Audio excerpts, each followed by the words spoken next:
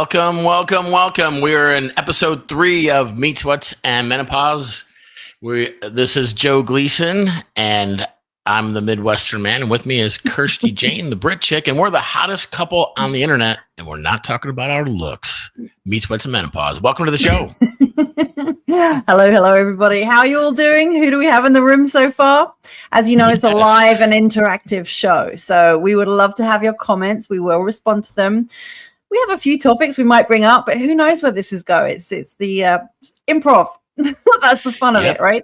It could be just us talking to ourselves. We have no idea. So here we go. Yeah. So if you're new to the show and this is your first time joining us, the way this works is basically we're Gen X, and so we're going to talk about raising families. We're going to talk about growing up in the 80s and 90s, and it's all news, contemporary stuff, pop culture, anything and everything. We're not afraid to kind of peel back the layers of the onion, and it's all done through the kind of lens of Gen X, because that's what we are. We're Gen X. So that's the purpose of the show, and would love your feedback and comments and banter over on the comments, and then we kind of riff off that, have a lot of fun, and we just never really know where this is going to go. Right? So it's very true. Yeah, we're trying to keep it to an hour. Sometimes it goes over because it gets really interesting. But it looks like we have all of our kids on here right now. We got Ruby, we got Jillian. Hey guys, thanks for joining. Who else do we have in the room? Guys, thanks for jumping in. And if you guys have any input from what are you guys, Gen Y? What are you guys? What is the? They're not Y. They're Z, or I never remember what the. Yeah. What are you guys? Y, Z, Gen Z, isn't it? Z. Yeah, as I would say in England. Right. Yeah, they're the generation that keeps us on our toes because we don't know all their memes and jokes and inside kind of their generation. Gen Z. All right. Yes. Very good. Hi, Jane. Welcome to the show. Glad you're here as well. She can help keep those kiddos in line because she's a fellow Gen Xer. So.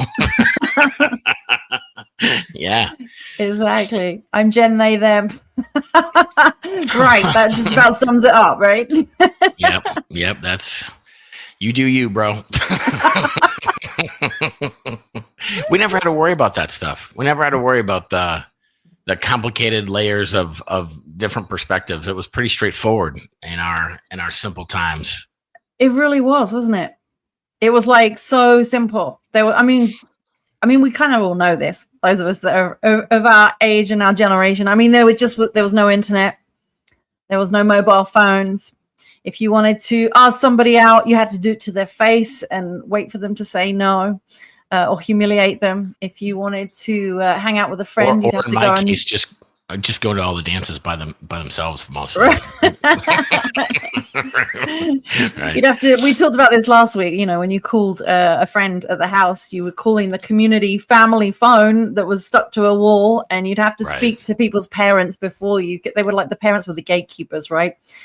Before you could actually speak to your friends, and then you'd have parents listening on the extension, that kind of stuff. So we're not afraid. We just say what we need to say. Yeah, and we kind of the whole thing about raised on neglect and hose water. I mean, that's probably a little harsh to the boomers, but there's some absolute truth to it because it's okay, right? There's no I don't have vitriol about it. I love the way that we had the freedom, and so one of the things we wanted to talk about is this whole idea about Life 360 that the younger kids and teenagers mostly, I would imagine, which our kids are all kind of getting out of that phase. So we, even as our age parents, aren't really and haven't done that. But as a parent of a teen now, or soon to be a teen, that whole notion of Life 360 is such an interesting thing juxtaposed to our childhoods where we had essentially no oversight, no parental supervision for most of the day, right? Can you just explain what that is? Because, I've been living in Canada for the last 23 years. I didn't know what that was. I'd never heard of it before. So I don't know if that's a US thing, but just because I didn't know what it was. Maybe you just want to explain that for everyone. Yeah. So we're talking about Life 360. I've never had it for my kids, but I've got friends that have had it. And what it is it's an app that basically tracks your kids, and it's not just like having their location, like you can get like off their phone, right? It's an app that tells you like if your kid's driving, it can tell you like if they're speeding or if they're braking hard. It's got like all these extra sort of subset features above and beyond just their location. The full version of which I don't know all of the functionality and capability. And I can get, for me personally, here's what my thinking was. I never chose to do that or go that route with my kids, and it's because, excuse me, the idea was that like I feel like I've raised good kids. My thing was don't lie to me, and you've got my benefit of the doubt until you screw up, and if you screw up, then we will put the boot on the throat, as they say, and get more intense with the rules. But like I always felt like my kids haven't given me reason to have this much oversight, and part of being a kid is making mistakes and doing silly things and kind of being a kid, right? And so it's not to say I didn't care about them getting into trouble. Obviously I did, which is the whole point about, if they would have gotten in trouble getting speeding tickets or bad grades or any of these things, I would have certainly had more rigidity. But the whole idea with Life 360, it just feels so, especially as a person who's like basically I'm basically someone like that doesn't really like a lot of government oversight and rule. And I know parenting is different than government, but I just felt like that was like give the kids the benefit of the doubt, let you trust them, and have good communication. If my kids were ever going to be late, they were awesome about saying, "Hey, I'm going to be 10 minutes late. I'm dropping a friend off, or our movie ran long, or whatever it might be." Right, so. I just felt like that trust was thanks for not tracking my every move. You're welcome, Jillian. You earned that. Well, now was your time. Since the kids are all on here, I'd be interested to know what they all think about that. I'm the same. I never did that with my kids. I'm a huge advocate for building trust with your kids from early on. I've always done that, same as you. Like you like the biggest thing, like everybody's got their hot buttons, right? So parents have their different hot buttons about what's important to them, and for me from the get-go it was always about communication. It was absolutely do not lie. You tell me the truth, and when you tell me the truth, even if it's something that I really don't want to hear or it's just something horrific for me to deal with, I will not react. I just want you to tell me. And I was very conscious of building that from a very young age. Right. Shit they used to tell me that I should never have heard. I'm not sure that I got the full disclosure that you had with, but I'm not sure. Mine on here too. But the things they used to tell me, and I would literally I remember doing this, like it was always in the car on the way home from school, or in a car. It was whenever we were on a car journey, my kids would just open up and tell me shit that I really didn't need to know or want to know. But I was powerless because I was driving, and I just remember like looking in the mirror, in the rearview mirror, and looking at myself, like taking a breath, going like, and just so that I didn't react or respond or like have a major reaction to what they were saying, as if it didn't matter, because they would keep talking. And then afterwards, I would remember like the minute they would get out the car and get on the bus, I'd instantly text a friend going, help me, oh my God. Because I just had to vent, because I would rather vent at an adult than my kids, because I just didn't want them to freak out about stuff. I wanted them to feel comfortable, being able to share. And they always have. To their credit, they always have. I know they got secrets. We all do. And I don't need to know everything. But the whole so please don't type that into the comments right now. We don't need. Now is not the place or the time. They've got to say. So yeah, kids, all of you, whatever you think about this, put your comments in. I really want to hear it. But I think that's important, because even with even the adults. When you're in a job, if your boss doesn't trust you, like it's not building rapport. It's not making you want to do more or whatever, right? And so even in a job, you can relate to that, is that if your boss doesn't trust you, you don't trust them. But it's the same with your kids. I think you have to begin that from the very, very beginning, early on, is if they know they can trust you. And it's more if they can trust you with their feelings, and they can trust you not to blow up at them when they tell you something that they're really scared about. I think it's that's the key, is just not to react. Right. Agreed. And they, you need to feel safe to communicate, especially when you're a single parent and you're kind of, in the space of like, there's not another sort of good cop, bad cop in the house at the same time. Even if you've got a co-parent that's, just not their turn to have the kid. It's like, I've got to be mindful of like not pushing this to the point where it could go, further. And Doc Dapper is saying it's important to have middle ground. I agree. I'm not saying no oversight, just let them run wild, and let them be, sort of like disrespectful, doing stuff that's illegal, all that kind of stuff. I'm not advocating for like having a wild child. What I'm more speaking to is you're innocent until proven guilty, as long as you're staying within the rules and the confines of the rules. Like if you're getting home on time and you're getting good grades and doing all the things that you're expected to do, this is in no way saying I'm like, go be, free spirit and go raise yourself. I'm not saying that. What I'm saying is, and I'm not saying I'm right. That's just the path that I chose. And it's interesting. I just would be curious to get some feedback from what I'd really like to hear is the kids who were teenagers a few years ago that maybe are in a safe, they're kind of past that and that they had that. And they're like, how did that make them feel? Like what's the kid's perspective of that? Right. Well, especially now, because a lot of the apps that all the kids are on just to screw around and communicate, they've all got like location finders, right? You can just look up the map and just see where your friends are. I mean, that's just a normal culture. Like every kid I'm aware of that is dating or has friends, the minute I say something about, where's your friend or what's your partner up to or whatever, they just look at their phone. They go, oh, they're here. They've got a map of them. Like that's just, to me, that's like, whoa, that's kind of wild that you know that much information about all of your friends. Like to them, I think that feels normal. Am I right, guys? Like, just comment in here and let me know. It's not a big deal, right? Yeah, but for us, I'm like, I don't need to know until I need to know. Then I would, if I'm concerned about somebody, then I think it's kind of good to know where. But I have no interest in tracking someone. It's just a whole nother level of paranoia and invasion of privacy for me. Sure. I'd rather trust, right?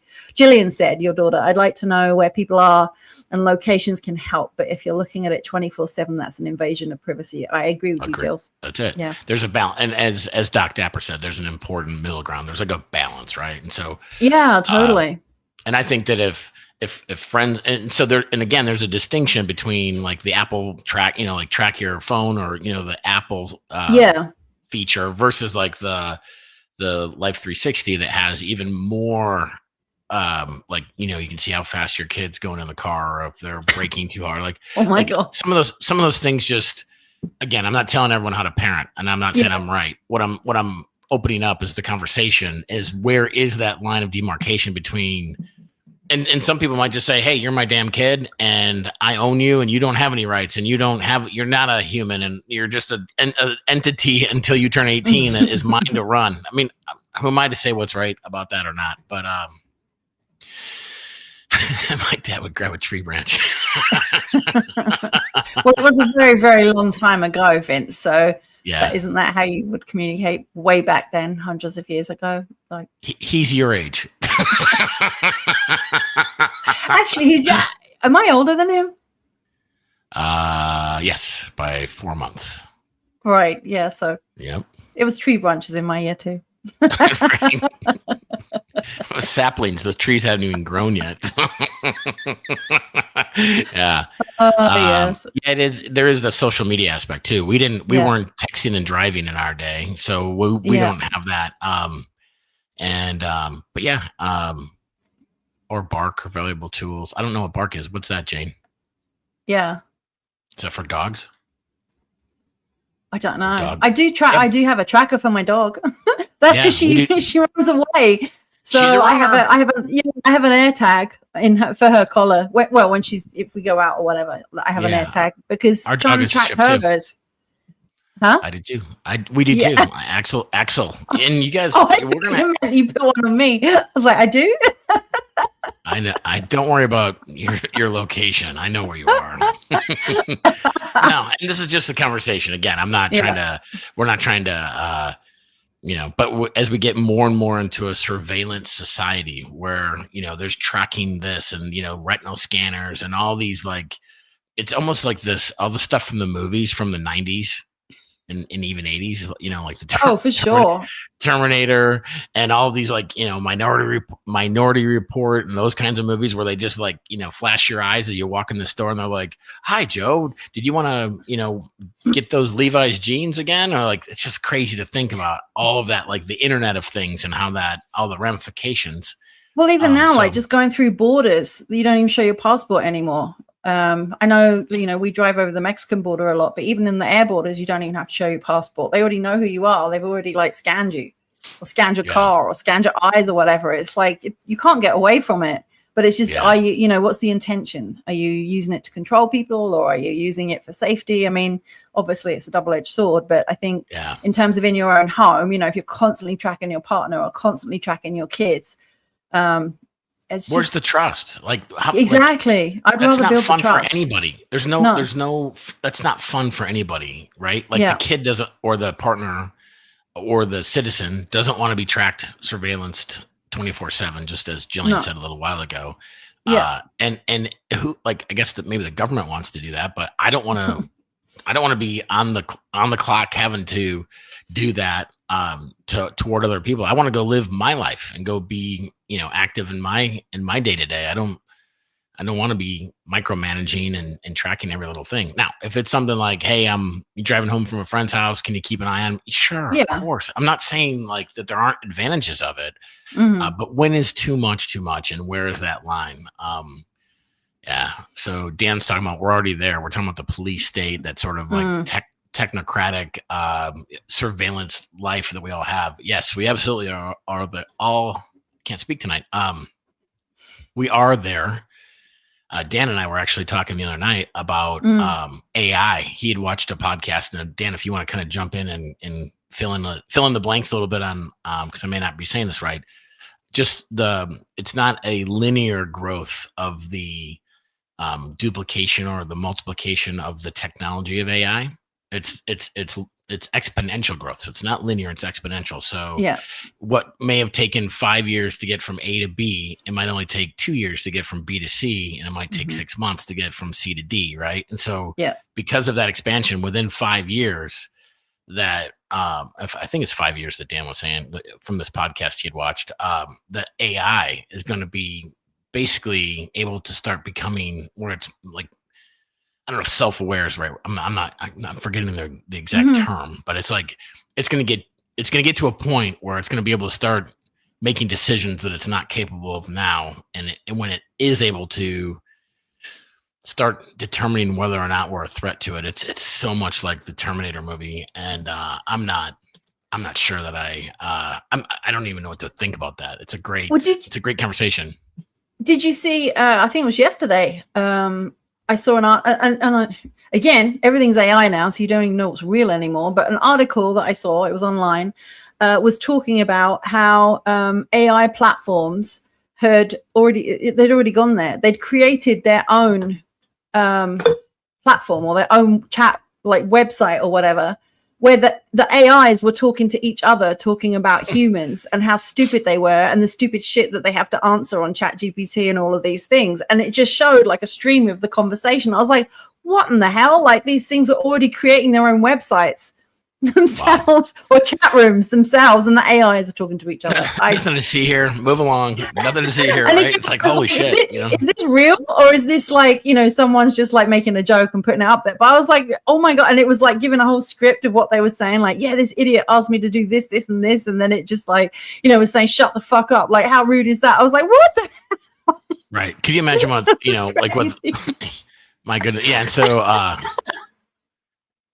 AI knows that we know it's trying to destroy us. That's some crazy stuff to think about too. That they have to make a decision whether to slow them down or put safety stops in place. Yeah, that's some really wild stuff to think about. Like when we become the useless eaters, as we've been called, right? When we're just in the way of keeping this, whatever their version of safety is. That's crazy. And I don't think it's all negative. I mean, there's certainly positive aspects of it too, right? So. Yeah, what Jane said. Jane, do you think that's a good idea? or not. I think that's horrific.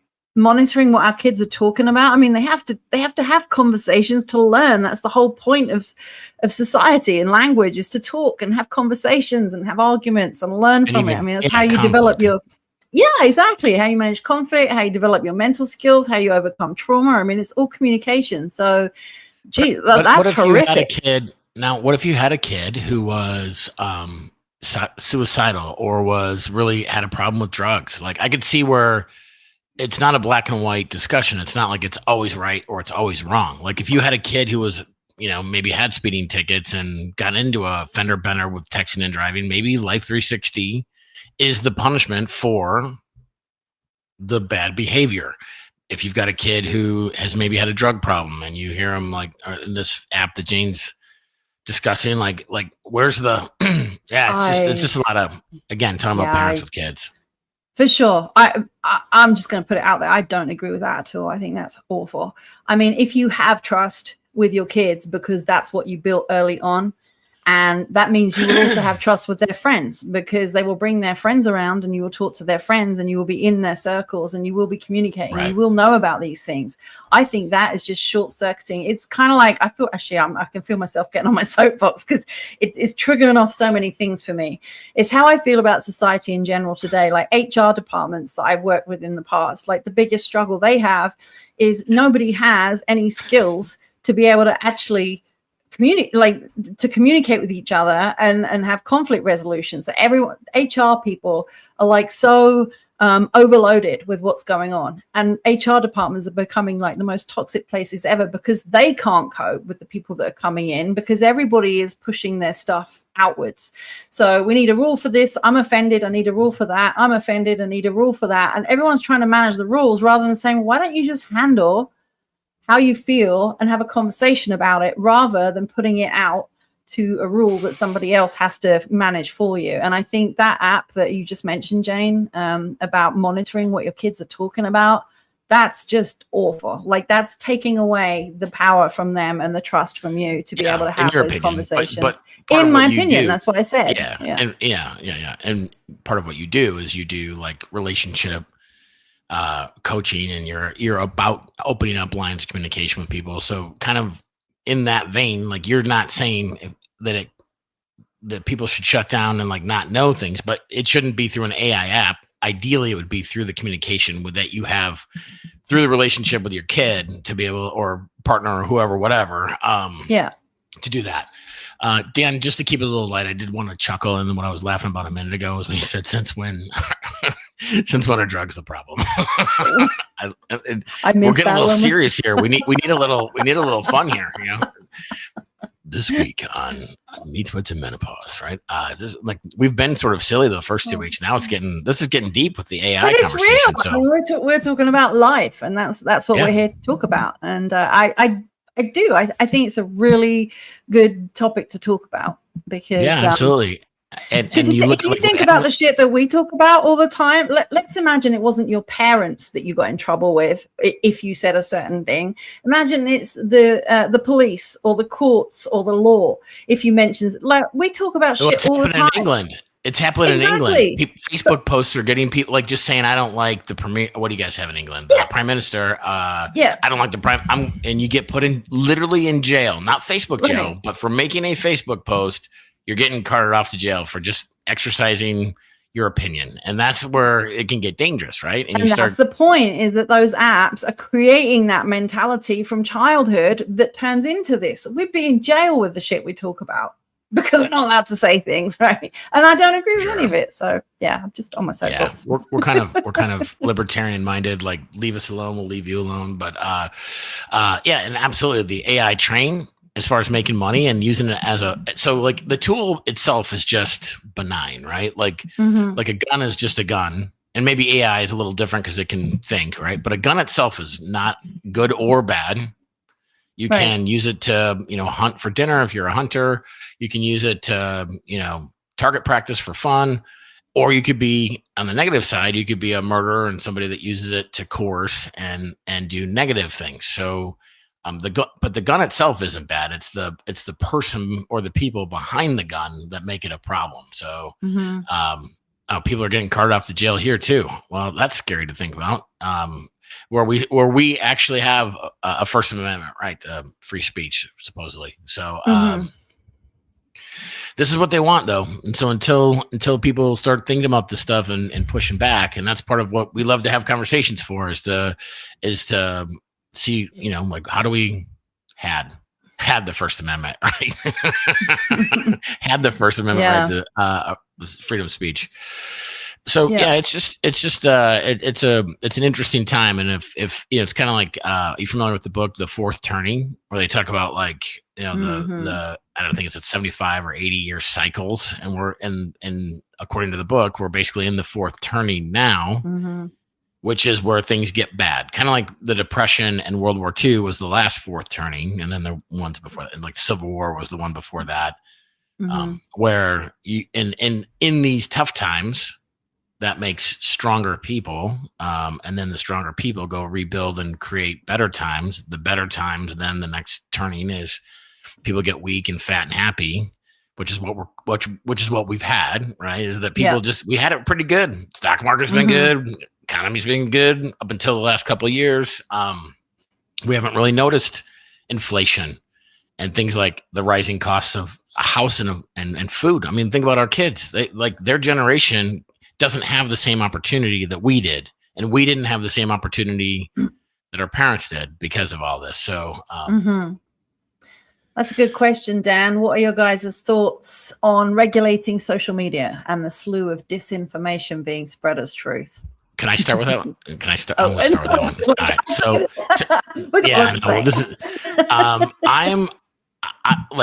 this is this is a tricky one for me, because again, it's a tool, and how does it get used? And the tool itself is benign, and it's who's using it, right? My question would be, is who gets to decide what is disinformation and what isn't? Because if you want to get political about it, both sides use disinformation to, and I know that's going to trigger some people, because the people who are really entrenched in one side or the other, which isn't Dan, he and I talk about this all the time. Yeah.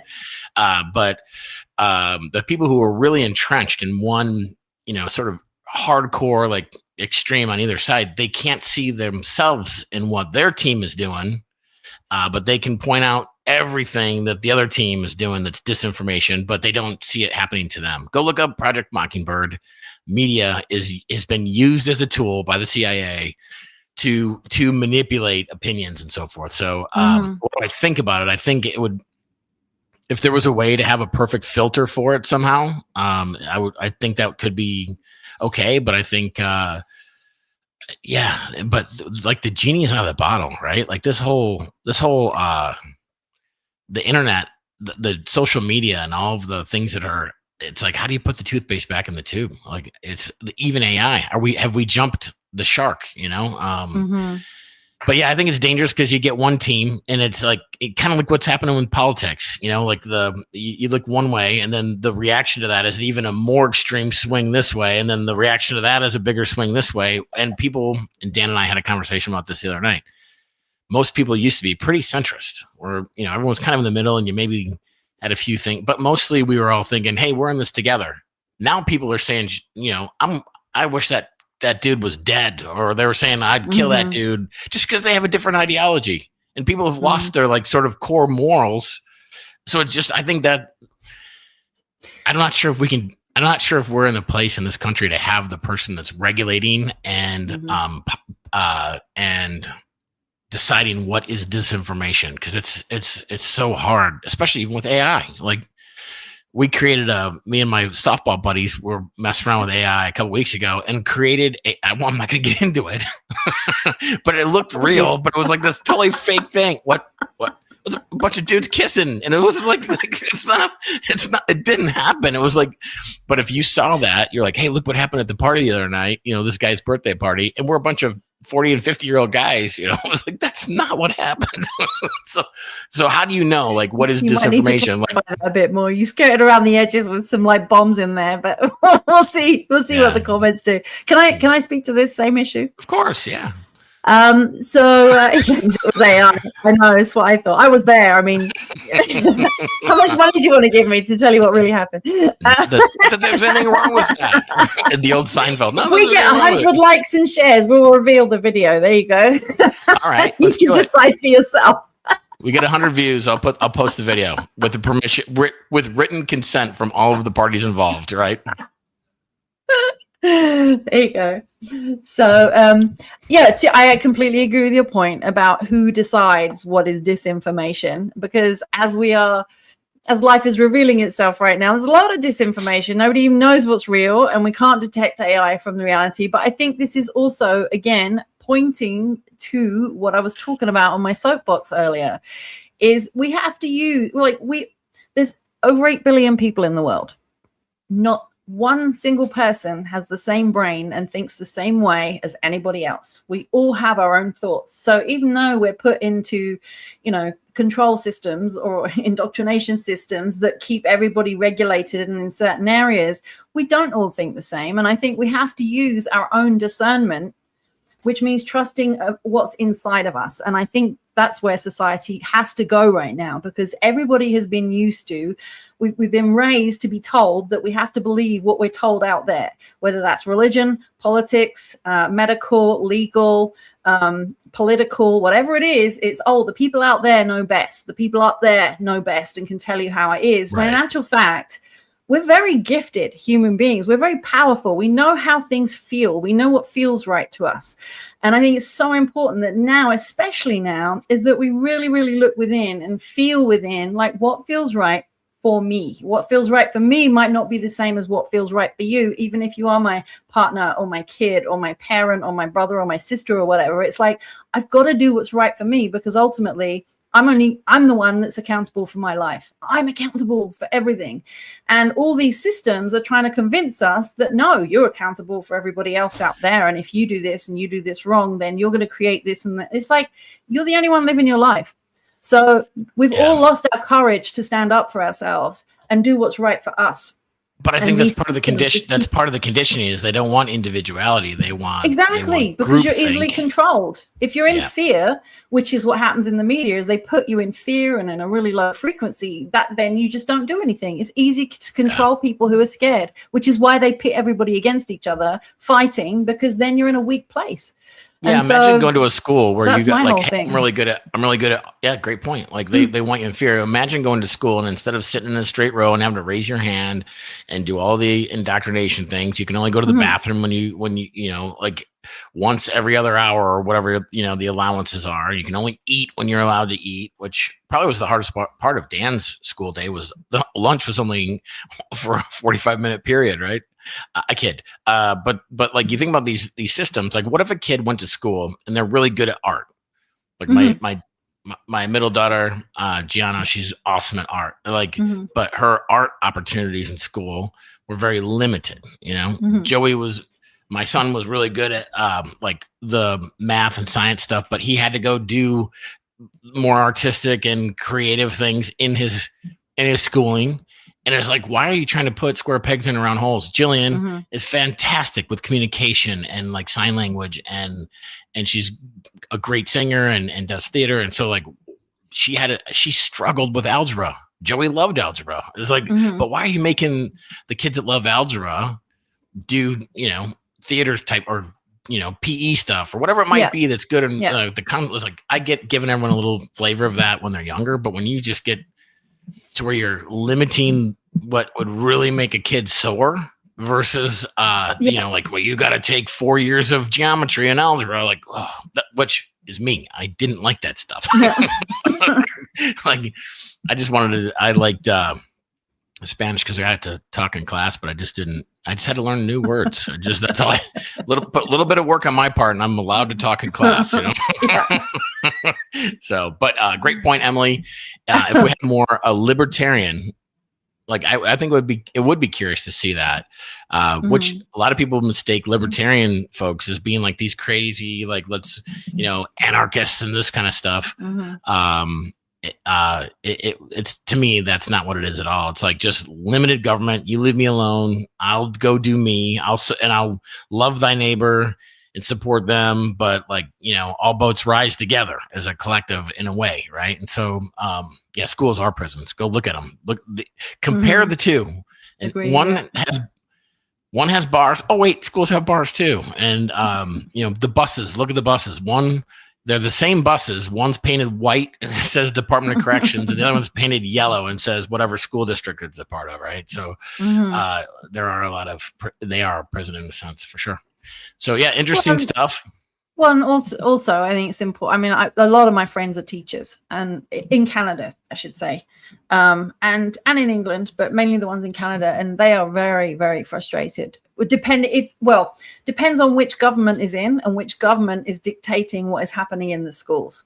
So for the ones that agree with the government that's in there, which tends to be the majority, they're all fine. But if you're not that, if you're in and teaching is not something you take lightheartedly, right? I always think that teachers and nurses they should be bonused and rewarded for, you know, the ones that are really passionate. It's like, I remember when I went to hair school to do, you know, hair and coloring, and there was some kids in there that were just like, oh, I'm just here because I don't know, I was either gonna do mechanics or and then I thought, oh, I'll do hair. Like, they weren't passionate about it. They were just there. And then there was someone like me who went there as a 40-year-old who was like, I've just got to get all my certifications because I need it for a business and so on. And I was just really passionate about it. And so I think it's the same. You don't go into teaching and nursing because you've got nothing better to do. Like, some people the do. The good ones, right? Don't. But the good ones go. They go to go help and inspire the next generation, right, and create the next wave of, you know, whatever country you're in, Canadians, Americans, Brits. But unfortunately, when you have real passion, that means you're aligned and you're thinking from the soul level and you really want to make a difference. It's very hard to be in a system where those beliefs aren't there. Those beliefs aren't about growing you and making you more open and more courageous and so on. They're about keeping you small and tick all these boxes, get all your good grades, follow the system. And yet the people that really want to teach and inspire people are not of that thinking. So I know a lot of those people right now really, really struggling to be in that system, and they've devoted their lives to teach. That's all they've ever done for like 20 years. Yeah, there's the people who are passionate about teaching, just like there isn't anything. There's people who are passionate about being plumbers. There's people who are passionate about being, you know, cooks and chefs and all that kind of stuff. I've been watching a lot of Gordon Ramsay lately. So,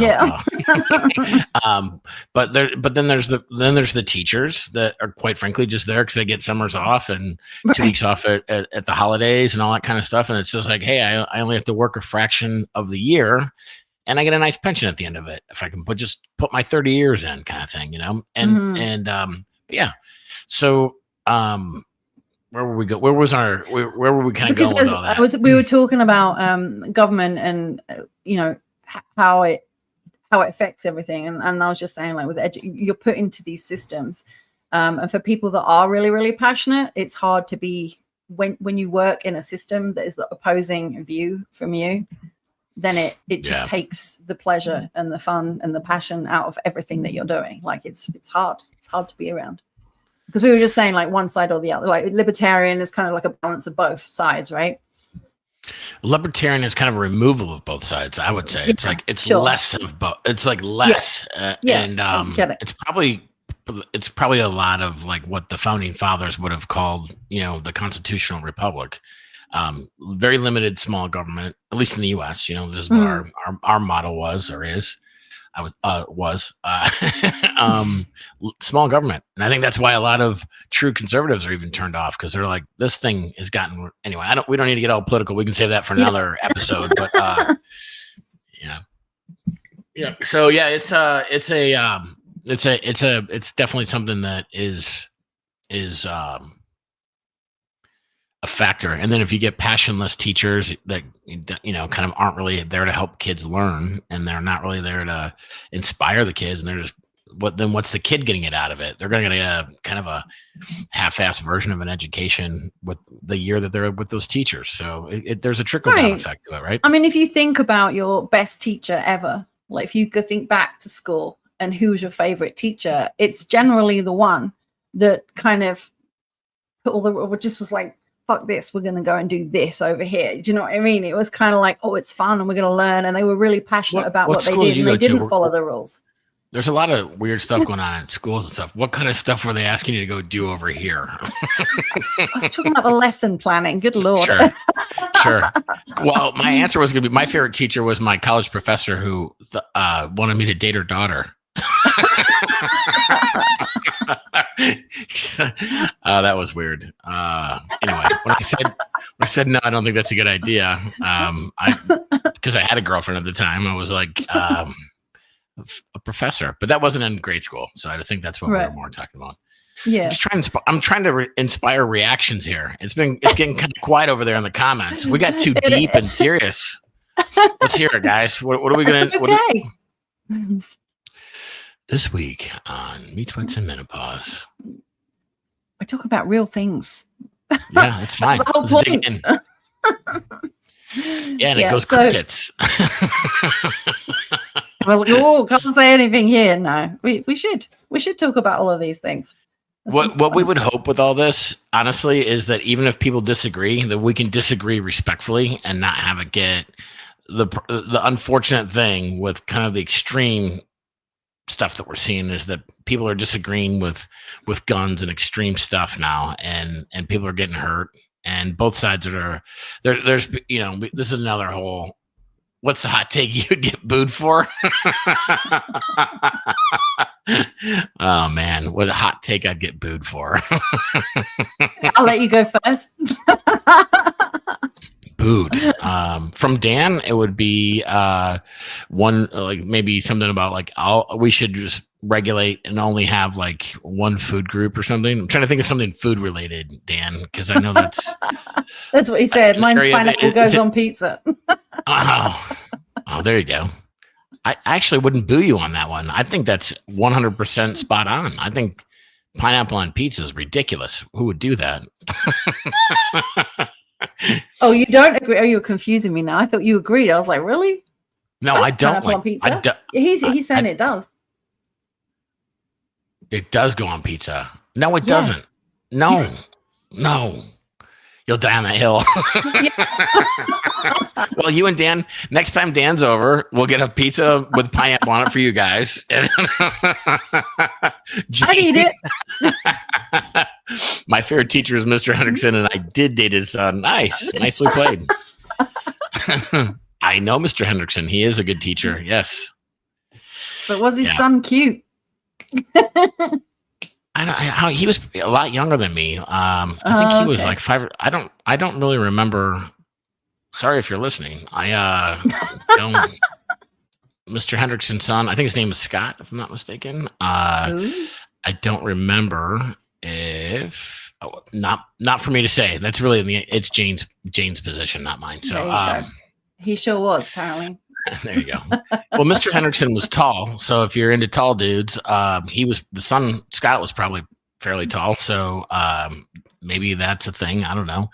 Let's get back to the pineapple pizza. Oh my goodness. Yeah, Oh, Dan, was that when you lived in Hawaii, Dan? Is that where you picked up that little nugget? Was that a Hawaii thing that you learned that? Pizza's pizza. I'd rather no. What did you just say? Oh my goodness! You keep saying you want to go to England. I think you would hate the pizzas. They do things like I wouldn't go to England for pizzas and duck and pizza. Yes, that's worse than pineapple. Peanut butter. We have the coolest flavors. You'd hate. How many people like talk about English cuisine? Or English pizza, or English like people. Really, yeah. It's not like people talk about French food or Italian food or Japanese food. Like people don't really talk about like English. Gianna food. does. Gianna loves English food. Beans on toast. That's real hard. It's more than that. Oh man. English food is also. I do miss it. And what is the Yorkshire puddings are good. I do like that. Yes. And roast and potatoes. I was going to make that. You asked me for that the other week. You said, "Oh, why don't you make that for dinner?" I said the toad on the log one. Toad on the log one. What is it called? Log. The amount of frog on a log we've heard. Toad in the hole. It's called.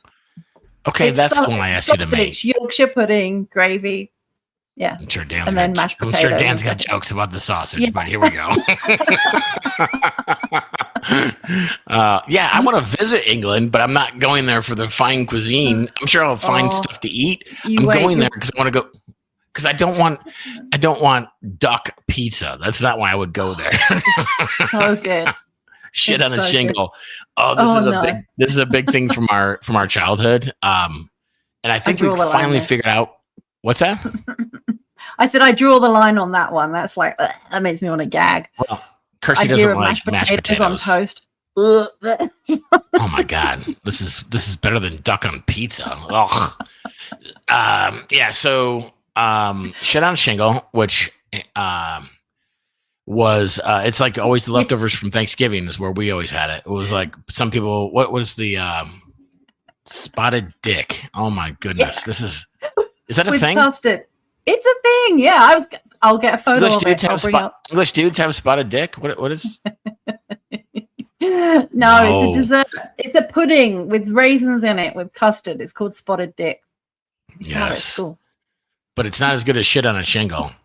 We thought that's just like my siblings and I thought for years. My mom was always the one that taught us that. Like it's the leftovers from Thanksgiving. It's the open face turkey with gravy and mashed potatoes on toast, right? And we thought for years, Mom, you're the one I always called it shit on a shingle. But we later kind of figured out that it was a neighbor friend of ours he was the one that probably taught us that. So my mom's off the hook. Her decency and virtue is and honor is intact. And it was Gary Rubley that taught us that shit on a shingle is what you call it. So, but it's still awesome. Better than spotted. The turkey and the gravy part, that's cool. Because like I'd make a sandwich out of that, like with soft bread. Sure. That would be really nice. But yeah, it's the mashed potato on toast. It's like, oh god, it's like mashed potato, semolina. It's like that gaggy, like it's just disgusting. What's semolina? It sounds like salmonella. Pretty much. Tastes the same. It's like like rice pudding, but it's We know, Dan. Smoking a fag operations.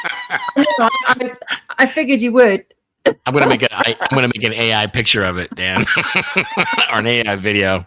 Okay, next time I'm gonna post those pictures. No, you're not. And you gotta get signed release forms from all of the parties involved. Or are you talking about pictures of spotted dick and semolina? What'd you call it? Now you're giving away what's in your photo, in your video. Not that there's anything wrong with that. It's smoking. Isn't that funny? Great video. Here, like this will probably be entwined into almost every episode. But in England, a fag is a cigarette. In America, you get in trouble. You probably go to, jail or something for using that word these days. So it's so weird how the acceptable words in different places and who can get away with saying what. To the point of if AI is monitoring you saying certain words, then I could be in jail just for being English. Sure. And it also goes back to the point of who's going to regulate and monitor and right. The disinformation. Is smoking a fag something you should be saying? Maybe that should be regulated. I don't know.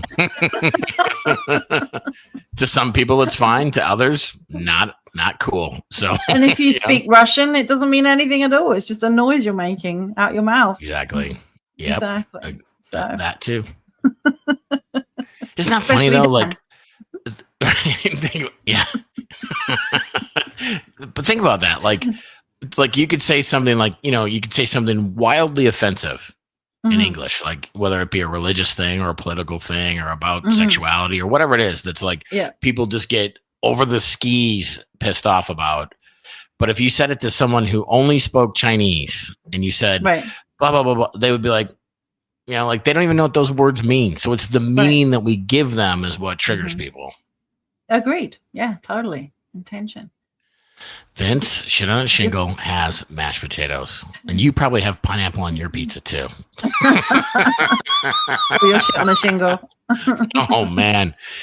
So what is shit on the shingle to you, Vince? It's probably like a lasagna noodle with some good red sauce, marinara with like a meatball. Like what is it in your Italian culture? What is that's like the Italian version of shit on the shingle? Like what's the or do you use like turkey and all the Thanksgiving? Because you use like a Italian Thanksgiving stuff, right? I'm asking for a friend. Did you never have sandwiches? Like after you had your Thanksgiving dinner, would you make sandwiches out of the contents, like a sandwich with bread and like stuffing and gravy and cranberry sauce and turkey and stuff like that? Yeah, we called it open face, and it's shit on a shingle. I mean, it's just that's why would you waste all those ingredients on a regular old sandwich that you can eat pretty much any time of the year? Like you got to take all of those ingredients and reuse those. It's repurposing. I don't agree. Well, it's like a Christmas sandwich. Oh my, yes. Shit on a shingle does not have. Oh, I thought he had a new one. Sorry, I thought he was going to explain what it is, because it's my understanding that you had Italian food, right? Meat and gravy on toast was having a. So no potatoes. Interesting. I guess I did have to grow up by him. Thanks, Michelle. I guess it is because I grew up next to a nuclear plant. I stand corrected. That must be it. Velveeta. Oh wow, that's a curveball I didn't see coming. On cocktail rye. Well, it was a healthy portion of cocktail rye. What's cocktail rye when it's at home? Cocktail rye? Yeah, what's that? I don't know. Pork ground beef mixed with Velveeta on cocktail rye. Like Velveeta, like the big chunk, like the brick where you just melt it like a big sauce, or was it like a slice of Velveeta cheese? Like, interesting. But both Michelle and Vince are and I'm not sure where you grew up, Michelle, but I know you live in the Chicago suburbs now. So is Vince. Small piece, yeah, like those little toast, like Melba toast, like size. A crouton type thing. Yes, okay. A crouton is a cube. Is that not what you would call that? Not always. No. Mini rye breads. Yeah, no, I get it. Yeah, that chip beef and gravy on soggy Wonder Bread. Okay, this is all the different variations. That's like bread and dripping, isn't it, Jane? Hang on. What's chip beef? It's like I think that's shredded beef. No, Jane, is that what it is? Like shredded beef, like a roast beef, like what we would call like a pot roast or roast beef that you like shred it. Okay. Yeah. No, understood. No Velveeta though. I'd leave the Velveeta out. Dan's mom always used to make beef on a weck. What's a weck? I'm learning all these new words tonight. What's a weck? When it's at home. When Dan comes back in from smoking a fag, he'll tell us. Oh man! Oh my god! Peanut butter and pickle. Oh, now the wheels have come off. Would you like that? You like peanut butters and pickles? Okay, so I like peanut butter, but I don't even like jelly with peanut butter. Really, I mean, I will eat it, really? But I'm a peanut butter and like not really mixed with. I don't like peanut butter and chocolate, like the Reese's stuff. I'm not a fan. Kind of leave peanut butter over in its own space. So peanut butter and pickles, love peanut butter, but would not love pickles and peanut butter. You don't like mixing your foods, do you? Not like you do. Yeah. you eat the food group separately. Like you'll eat the meat and the potato, and then on a separate plate, you'll eat the salad. I just kind of throw it all on the same plate. It's a gelatinous muck of leftover beef. Oh, that's so it's like drippings, bread and drippings, Kirsty, I suppose is what you would probably call that. Just interesting everyone's versions, like from Michelle and Vince and Katana with the peanut butter and pickle. It's funny what everyone thinks of as shit on the shingle or SOS. For those of us that want to be a little more. So then help me understand this. Shit on a shingle is just the term that you use for I've got to make something. What do we have left? Let's throw it together. Like I would say, it's not like shit on a shingle is actually the name of the actual dish itself. It's not. It can be different components. I would say that, but to me, it's like I take the leftover. But shit on a shingle could be be beef with mashed potatoes. I like potatoes, but I suppose it doesn't have to. And obviously, Michelle and Vince and others didn't incorporate the potato. Velveeta is 100% brand new to me. I've never seen that. But yeah, it's basically just the shingle is the piece of toast that everything else is built off of. So I guess the rest of the shit is up to you, right? So I just didn't know that was a whole thing. It's kind of like how we in England we have a bubble and squeak, which is all of our leftovers. You never heard of that? Okay, so literally early today, Kirsty and I had a conversation about we've been dating for right at 8 years, coming up on 8 years. Yeah. And there's still stuff that we come up with that we say to each other where it's like, I don't even know what you just said. Like in terms of like your English versus my English, American versus English. And whatever this thing you just said about squeak and whatever leftovers, like I've never heard you call that. I've never heard that phrase before. Bubble and squeak. Bubble and squeak. So it's just leftovers. So explain the logic of the bubble. What's the logic of bubbles and squeaks? I don't like. That's really weird. Because shit on a shingle, you could make, okay, it's a bunch of shit we got out of the fridge and we put it on a piece of toast. That's the shingle. So shit on a shingle. There's like a thought process to that. Like, what's bubble and squeak? What the hell? Oh my God. Does it have Velveeta cheese in it? After you've had a Christmas dinner or a roast dinner, which again, I'll probably have to explain, but like at Christmas, you have roast beef, roast potatoes, gravy, Yorkshire pudding, vegetables, all that kind of shit, right? Well, it sounds like clowns. Jane hates clowns. Well, I'm going to introduce you to Bubble and Squeak. Oh, man. Anyway, the leftovers after a Christmas dinner, like when it all, you kind of throw everything together, and it's usually like the vegetables or Brussels sprouts, because we usually have those at Christmas and I hate them, but it's those, and gravy and bits of potato, and you just basically throw it all in a frying pan and you fry it all up so it goes like really crunchy and crispy and everything, and then that's Bubble and Squeak. But how do they get that components name? Of it. I don't. We have a lot of weird names in England for things. That'll be week 4. Our topic is all the weird shit you guys say. like my dressing gown, which is my bathrobe. Oh, why would you say that? You're not getting dressed. My swimming costume, which is my costume. Right. And trousers versus knickers. Oh my God! Yes. Yeah. Bubbles and Squeak. It is a cartoon show over here, Dan. Squeak, Toad in a Hole, Spotted Dick, all of those. Toad in a Hole. Yeah. Welcome to England. Our fine food fair that we have. Yes. Yes. Yeah. One day you'll get to taste it all. Promise? Yes. Oh, nice. Yeah. So yes, that's pretty wild. All the different. Yeah, I guess we just never put that much energy into making things sound different than what it is. I think we just stick to the script a little bit more. Well, I think it's just like super old Victorian English, like if you think like Shakespearean times and the language that was used. And I think it's just kind of like modernized all the way through, but we still got certain words stuck.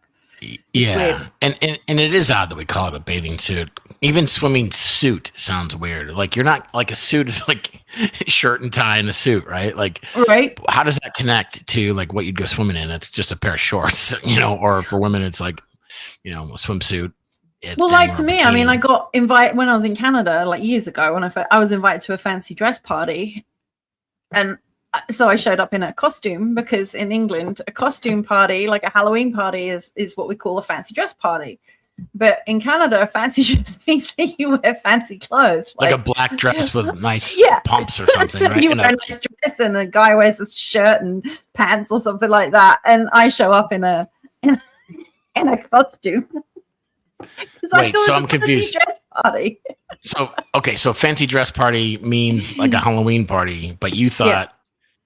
And you were in Canada, and so it was actually like a black tie type of thing or a black dress worthy. Yeah. And you showed up in like a costume. Okay. Interesting. This is I gotta be careful when I go. You're gonna be like, hey, we're all gonna go to a fancy dress party, and I pull out the tux, and you're gonna be like, this is gonna be fucking awesome. Joe's gonna look like a jackass, right? I'm an eggplant. Yeah, there you go. We got a lot of mileage out of that. I know. I dressed up as an eggplant one Halloween, and almost every member of the family has now used the eggplant costume since. So that's another favorite Halloween costumes. That could be another episode, right? Totally. Yeah, maybe that is one we'll do. Yeah. So, well, we're coming up on 7 o'clock here. Is there anything else you want to wrap in, or should we? Any other topics, thoughts, tidbits, or nuggets of wisdom that we over to the comments here? Any comments before we? Yeah. We aren't bathing at all. We're swimming 100%. Exactly. Yep. They're just words you grow up with. You don't think like if you just taught words or your parents use words and you just even ever question it, right? Right. Which is, you might be using a term that ends up being offensive to someone. Like, that's just what we, like fag. It would not be cool to walk around using that term here, but it's not a problem in England, like when you're talking about a cigarette, no problem, so. Exactly. Yeah. Interesting. So, well, cool. Anything else you want to, we want to button this up, or any other thoughts, anyone? It was great. Thanks for having everyone jump on and partake and good chat, Ross. That was from the great movie National Lampoon's Vacation. Good chat, Ross. Good talk, Ross. I think he drank an old style beer, so I might have to get an old style beer. There you go. Right now, but thanks, Jane. Thanks for being on, everyone. Emily, Dan, Michelle, Vince, all you guys, kids, all the kids that were on. I'm not sure if they're even still there. They're off to better things, probably. I don't know. Ask Joe why he never went out to bars with a loaded gun. Vince is. You want to round up with that? Because in Illinois you have to have an FOID card, and I never got one. In Arizona you can open carry. Oh, they are cool. The kids are still there. Thanks for watching, kids. Yeah, in Arizona we can open carry, so I don't go to bars with a loaded gun. I don't think that's what he's talking about, though. But I don't know, Vince. I never know with you, bro. Is it literal or is it metaphorical? I don't know. Yeah. Right. So on that note, right. Yeah. Thanks for everyone being on. Really appreciate the support. This is a lot of fun. It's just us, being able to be creative and banter, and in a lot of ways, it's just about connecting with you guys and staying in touch with our friends and like-minded folks. And family. Love y'all, and look forward to next week. If you have any topics you'd like to discuss or anything that you'd like to bring into the discussion, we'd love to have your feedback, and look forward to next week's show. Thanks again. And same time, same place. Yeah. If you could share and subscribe, that would be awesome, because we have to say that. Yes. Smash the like button. I do have one more thing to say quickly. We had somebody contact us about wanting to be a guest on the show, and I thought it was hilarious. She's actually someone that you know, right? But she has she used to, not anymore. She used to have a cleaning company, and she said, "Do you think it would be interesting if she does house cleaning, residential home?" Yeah. Mm-hmm. Right, and so she had some tales to tell us all, like, what the hell are people doing? Why is this happening? Why do they do this? And I thought that'd be hilarious. So I would love to get her on to share some of the deep, dark secrets of people's home cleaning. And could you imagine, could you imagine? I mean, I can, my mind goes to Vince, actually, he could probably jump in on that too maybe in the next couple of weeks we'll do that. Because Vince does a lot of he does a lot of real estate type of work with flips and as a realtor, but also does flips and so forth. And he's gone in when there's been folks that have been literal hoarders, like this show, where this the shit that you come across. And so that's what my friend had shared, is that she's like, I cleaned houses for all these years as my business, and just the crazy things that she came across. And I think that would be interesting. Like, you think you're clean. I know, right? Yeah, totally. Housekeeper diaries. Yeah, exactly, Vince. Yeah. For anyone that's thinking like I couldn't be a guest because I've got nothing to talk about, whatever it is that you do in your life, I am telling you, you got shit that nobody else knows. It will be hilariously entertaining. So I would encourage you, think about what you do and who you used to associate with, or horror stories that you have. We would love to hear about them, or maybe just come in and guest spot. We'll just bring you in for 5 minutes and share some of your hilarities. Michelle, yeah. And I think Michelle, if I'm not mistaken, didn't you have a house cleaning business for a while? And I'm not, sorry if I don't remember that right. She's probably got some stories that she can add in as well. So I just like the crazy shit you'd see. And then probably the things that people would leave behind or leave out. Like, why would you leave that out? Right? Crazy stuff. Mm-hmm. So that's the tease for next weekend, right? Yes. Or not weekend, but next week. And so thanks again, everyone. Really was a lot of fun for us. And why don't you go ahead and take us out, Kirsty? I don't know how to turn this thing off. I have a magic button. Thanks, everybody. Take care. We will see you.